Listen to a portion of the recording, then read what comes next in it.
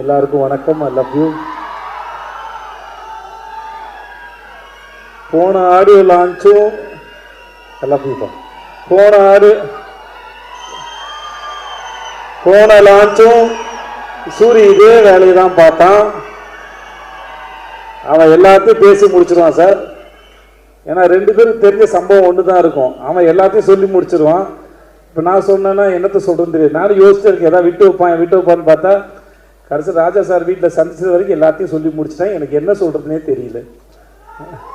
சரி, நான் எடுத்துகிட்டு சூரியவே புகழ்ந்துடுறேன். என்ன ஓகே,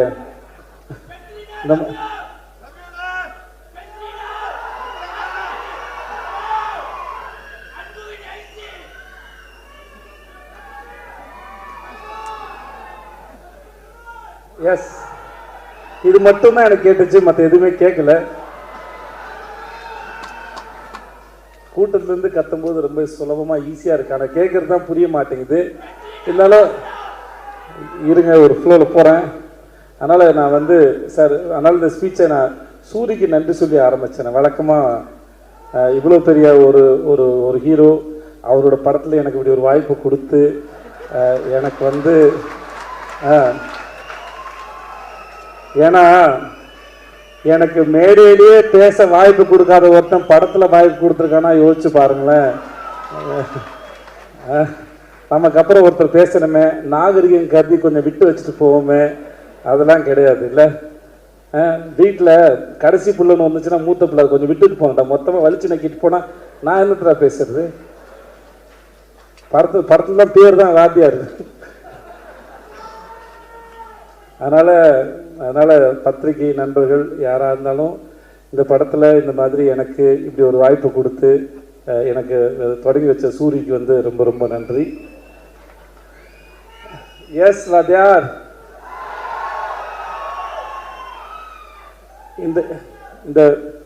இந்த படத்தில் ஏற்பட்ட அனுபவம் வந்து மிக பிரம்மாண்டம். நான் இந்த அழகான கோலத்தை எந்த புள்ளியை எங்கே வச்சு தொடங்குறதுன்னு எனக்கு தெரியல, முடிஞ்ச அளவுக்கு தொடங்குறேன்.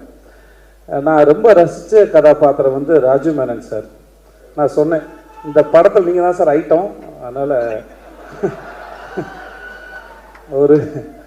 ஒரு படத்துக்கு ஒரு கவர்ச்சின்னு ஒன்று இருக்குல்ல. நம்ம ஊரில் சின்ன வயசில் படம் பார்க்க போகும்போது, சின்ன வயசுல போது இல்லை, ஒரு 6 மாதம் முன்னாடி சொல்கிறேன் நான், படம் பார்க்க போகும்போது இன்டர்வலுக்கு அப்புறம் கடைசி ரீலில் வந்து என்னென்ன வரப்போகுது, சண்டை காட்சி இருக்கும், ஒரு ஐட்டம் சாங்கெலாம் இருக்கும், அதெல்லாம் கொஞ்சம் விறுவிறுப்பாக இருக்கும். அந்த மாதிரி இந்த படத்தில் வந்து ராஜு மேனன் சார் அவர் நடித்தது வந்து ரொம்ப பிரமாதம். ரொம்ப ரசித்தேன் நான் அவரை. அந்த கேரக்டரு அவர் இயல்பாக இருந்தது, யோசித்தது பல வகையில். படம் பார்க்கும்போது கண்டிப்பாக உங்களுக்கும் அது அவ்வளோ ரசிக்கும்படியாக இருக்கும். நான் அதை அவர்கிட்ட ஃபோன் பண்ணியே சொன்னேன், நான் இங்கே சொல்லலை, முன்னாடியே சொன்னேன். ஸோ அவர் கண்டிப்பாக உங்கள் எல்லோரும் என்டர்டெயின்மெண்ட் இந்த விடுதலை 2ல். அப்புறம் கென், அவன் ரொம்ப அழகான ஒரு குழந்தை. நான் அவனை ரொம்ப ரசிக்கிறேன், ரியல் லைஃப்லேயும் சரி, அவனை படத்துலேயும் சரி.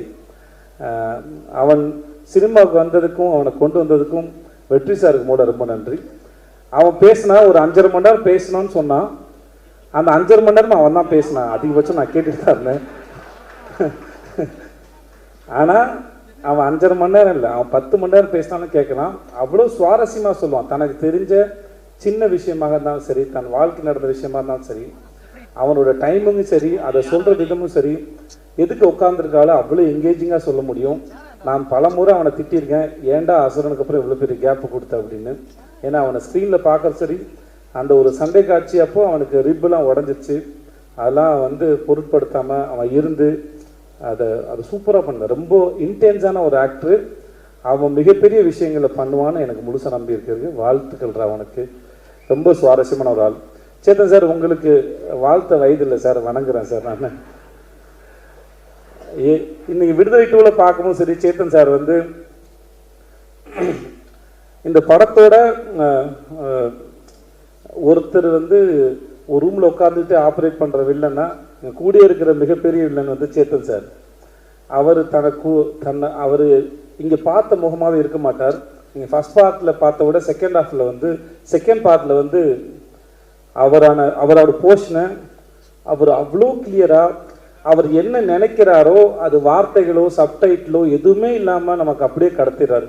அப்படி ஒரு பிரமாதமான ஒரு ஆக்டர். நான் வெற்றி சார்ட்டே சொல்லியிருக்கேன், அவர் செம்ம காஸ்டிங். அவர் சேத்தன் சாரை வந்து காஸ்ட் பண்ணது வந்து அதை ரீப்ளேஸ் பண்ணவே முடியாத ஒரு ஆக்டர். அவ்வளோ பிரமாதமான ஆக்டர். ஒர்க் பண்ணது பெரிய சந்தோஷம் சார். சார் உங்களை பற்றி நான் எதுவும் சொல்ல வேணாம் சார். ஜாக் சார் உங்களுக்கு கூச்சமாக வேறு இருக்கும் சார். நான் வேறு அதை தேவையில்லாமல் நீங்கள் செட்டு போட்டதோ இல்லை ஒரு ஊரே அந்த செட்டு வந்து சார் எனக்கு தெரிஞ்ச எல்லாரையும் நான் கூப்பிட்டேன் செட்டுக்கு. வாங்க டைம் ட்ராவல் பண்ணலாம். ஒரு செட்டு போட்டு ஒரு 70களுக்கு கூட்டிகிட்டு போனார். சும்மா அந்த தெருக்கள் தான் அது. ஆனால் எனக்கு தெரிஞ்ச எல்லாரையும் வர வச்சேன். இந்த செட்டில் வாங்க, சும்மா இருங்க, பாருங்கள், வேடிக்கை பாருங்கள். உங்களுக்கு ஒரு இந்த இடத்துல இருந்து ஒரு 40-50 வருஷம் பின்னாடி போகலாம், போய் இடத்துல வாழ்கிறத பார்க்கலாம். எப்பவுமே ஜனாசா இருக்கும்போது சொல்லுவார், ஜனாசா சொல்லியிருக்காரு, இன்னொரு ஒரு ஆர்ட் டைரக்டர் சொன்னா சொல்லியிருக்காரு, என்னதான் செட்டு போட்டாலும் அங்கே ஜூனியர் ஆர்டிஸ்ட்டு அந்த காஸ்டியூம்ஸ் போட்டு நடக்கும்போது அதுக்கு உயிர் வருது அப்படின்னு சொல்லியிருக்காரு. ஆனால் ஜாக்கி சார் போட்ட செட்டு ஒரு பக்கம், அங்கே ஆர்டிஸ்ட்லாம் சேர்ந்து அதெல்லாம் நடக்கும்போது அது அப்படியே காலத்தை கடந்து எங்களை வந்து பின்னாடி கூட்டிகிட்டு போச்சு. அந்த இடத்துல வாழ்ந்த அனுபவத்தை அதை உருவாக்கிச்சு sir. Thank you so much. Thanks for that sir. மற்ற எல்லாருக்கும் பவானி இதை பற்றி நான் என்ன சொல்கிறது தெரியல. பவானி நல்லா இருக்கு. பவானி சார் உங்களுக்கு வாழ்த்துக்கள் சார். தமிழ் சார் உங்களுக்கு வாழ்த்துக்கள். உங்களுடைய அடுத்த படத்துக்கு வாழ்த்துக்கள். போஸ்ட் ரொம்ப பிரமாதமாக இருந்தது. நீங்கள் சூப்பர் ஆக்டர் சார். அப்புறம் sir Raja sir, I love you sir. I love you sir. ஏ ஐ லவ் யூடா.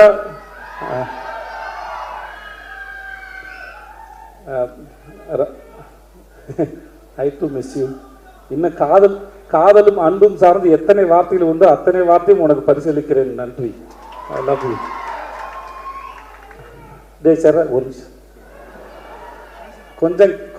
கொஞ்சம் கேப்பு கொடுங்க சார். ராஜா சார் இருக்கிற காலத்தில் அவருடைய இசையை ரசிக்கிறதே நான் பெரும் தவம் இருந்து வாங்கி வந்த வரமான்னு நினைக்கிறேன். அப்படி இருக்கிற ஒருத்தனுக்கு வந்து அவரோட பழகிறது, அவரோட கேள்வி கேட்குறது, அவரோட ஸ்டூடியோவில் இருக்கிறது, அவர்கிட்டருந்து ஒரு மெசேஜ் வந்தது, அவர்கிட்டருந்து ஒரு கால் வந்தது, அவர் படத்தில் வேலை பார்த்தது, இப்படின்னு பல வரங்களை வாங்கி வந்த ஒரு பெரும் பாக்கியவானா நான் கருதுனேன். இந்த மேடையில் அவரோட இருக்கிறதையும் சரி. அன்னைக்கு சூரி சொன்ன மாதிரி அவன் சொல்லிட்டேன், இருந்தாலும் திரும்பி கேளுங்க, நான் சொல்லும்போது ஒரு ஆங்கிள் கேளுங்க. அது அன்னைக்கு சூரி வர்றதுக்கு 10 நிமிஷம் நான் வெளியே வெயிட் பண்ணிருக்கோம் போல இருக்கு. எனக்கு அவரை பார்த்து தனியாக கிடச்சிட்டாரு, போயிடுவோம்னு சொல்லிட்டு நான் நேராக உள்ளே போயிட்டேன். எனக்கு எப்பவுமே சான்ஸுக்காக ஏங்கி பழக்கத்தினால டப்புன்னு உள்ளே போயிட்டேன். உள்ளே பண்ணி உட்காந்து பேச ஆரம்பித்தேன், கேள்வி கேட்க ஆரம்பித்தேன். ஸோ நான் கேள்வி கேட்க தொடங்கினதுனால அவர் ஆல்மோஸ்ட் எல்லாரும் வந்தாலும் அவர் என்னை பார்த்தே பதில் சொல்லிட்டு இருந்தார். நானும் கண்ணிமைக்காமல் அவரை வேடிக்கை பார்த்துட்டே இருந்தேன். ஒரு முதல்ல காதல் வந்து அந்த காதலி ஓகே சொல்லிட்டு எதுக்கு உட்காந்து எப்படி வேடிக்கை பார்ப்பாங்களோ அந்த மாதிரி தான் வேடிக்கை பார்த்துருந்தான் அவரை. அவர் பேசுகிற அத்தனையிலும் நான் என்னம்மா பண்ணேன், நான் அந்த இடத்துக்கு போய் நடந்த இடத்த ரசித்து அதுக்குள்ளே இருக்கிறத உணர்வுகளை ஈஸியாக மாற்றுற திறமை அவருக்கு இருக்குது. கவிஞனாக இருந்தால் வார்த்தையாக மாற்றிடுவேன். எனக்கு அது எதுவுமே இல்லாதனால நடிகனாக இருக்கனால என்னோடய எக்ஸ்பிரஷன்ஸ் பெருசாக தெரியாது. அதில் அதை வார்த்தையாக தேடி பார்த்து சொல்ல முயற்சி பண்ணுறேன். அந்த நிமிடங்களையும் அந்த நொடிகளையும் முடிந்த அளவுக்கு அதை எலாபரேட் பண்ணி அந்த நொடிகளை நான் ரசித்தேன். அப்படி ஒரு பேரானதை கொடுத்த ராஜா சாருக்கு ரொம்ப ரொம்ப ரொம்ப ரொம்ப நன்றி சார். ரொம்ப நன்றி சார். அவருடைய இசை மட்டும் இல்லாமல் அவருடைய பேச்சுகள் மூலமாகவும் நான் நிறையா கற்றுக்கிறேன், புரிஞ்சுக்கிறேன், வாழ்க்கை இன்னும் புரிஞ்சுக்க ட்ரை பண்ணுறேன். அந்த பாடலுக்கு ரொம்ப நன்றி. அப்புறம் நம்ம வெற்றி சார், நான்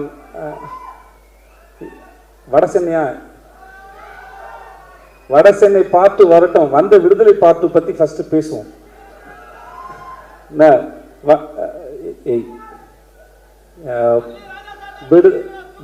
விடுதலை 2 பற்றி பேசணும்னா இது முழுக்க வெற்றிமாறன் அப்படின்ற ஒரு இயக்குனர் மட்டுமே உரிமை கொண்டாடக்கூடிய ஒரு படம், உரிமை கொண்டாடக்கூடிய ஒரு அறிவு. அவர் இந்த படத்தை பண்ணுறதுக்கு நாங்கள்லாம் உறுதுணையாக இருந்தோங்கிறதே எங்களுக்கு ரொம்ப பெருமையாக இருக்குது. இது அவ்வளோ எளிதில் உருவாக்கக்கூடிய படமே கிடையாது. அவரும் அவருடைய டீமும் அவருடைய அசிஸ்டன்ட் டைரக்டர்ஸு எல்லாருமே சரி, அவருக்கு பின்னாடி இந்த எல்லாருமே அவருக்கு பின்னாடி இருந்து அவருடைய இந்த படம் உருவாக்குறது நாங்கள்லாம் கூட நின்று இருக்கோங்கிறது வாழ்நாள் முழுவதும் நாங்கள் பத்திரமா வச்சுக்கூடிய பெரும் அனுபவம் பார்க்குறேன். இந்த படம் முடிஞ்சு கடைசி நாளில் பேசும்போது தான் பேசினேன். நான் பிகாம் 3 வருஷம் படித்தேன். வெற்றிமாறங்கிற யூனிவர்சிட்டியில் விடுதலைங்கிற டிகிரியை 4 வருஷம் படித்து வாங்கியிருக்கேன். நான் இந்த படம் சார்ந்து நான் வழக்கமாக ஒரு படத்தில் நடிக்கும்போது வசனங்கள் வரும்போது அந்த வசனங்கள் என் இயக்குனர் என்ன சென்ஸில் எதுக்காக எழுதியிருக்காரு முடிஞ்ச அளவுக்கு புரிஞ்சுக்க ட்ரை பண்ணுவேன். புரிஞ்சுட்டு அந்த சீனை பெர்ஃபார்ம் பண்ண ட்ரை பண்ணுவோம். பட் இந்த படத்தை பொறுத்த வரைக்கும் அது நடிக்கிறது மட்டும் இல்லாமல் அந்த வசனங்களை எடுத்துக்கிட்டு வீட்டுக்கு போய் யோசித்து நான் பல பேர்கிட்ட பகிர்ந்துக்கிட்டு டிஸ்கஸ் பண்ணுற அளவுக்கு நிறைய வசனங்கள் நிறைய வார்த்தைகள் எனக்கு கொடுத்துருக்காரு. புது பெர்ஸ்பெக்டிவ் கொடுத்துருக்காரு. நிறைய படிச்சிருக்கேன், நிறைய கற்றுக் கொடுத்துருக்காரு. இந்த இந்த படத்தோட வாத்தியார் நான் பலமுறை சொல்கிறேன், இந்த படத்தின் வாத்தியார் வெற்றிமாறன். அந்த வாத்தியாரிடம் பயின்ற மாணவனாக நான் நான் நான் கற்றுக்கிட்டதும் நான் கற்றதும் பெற்றதும் மிகப்பெரியது, அளப்பெரியது. அந்த அனுபவத்தை கொடுத்த வெற்றி சாருக்கும் அவருடைய டீமுக்கும் ரொம்ப ரொம்ப நன்றி. என்னுடைய தயாரிப்பாளர் லெட்டட் குமார் சாருக்கு என்ன வேணாலும் சரி அது கூட நின்று இப்போ வரைக்கும் ஒரு நாள் கூட அவர் நான் சோர்ந்து போய் பார்த்ததில்லை. இந்த படத்தை பற்றி எங்கள் எல்லாத்தையும் விட ரொம்ப அழகாக பெருமையாகவும் தன்னுடைய கிரீடமாக சுமந்துட்டே இருக்கிற லெட்டட் குமார் இந்த உங்களுடைய இந்த மனசுக்கும் இந்த நம்பிக்கைக்கும் ரொம்ப ரொம்ப நன்றி சார். வேறு யாரையா விட்டுருந்தா மன்னிச்சுக்கோங்க. பட் உங்கள் எல்லாருக்கும் ரொம்ப ரொம்ப நன்றி. ஐ லவ் யூ.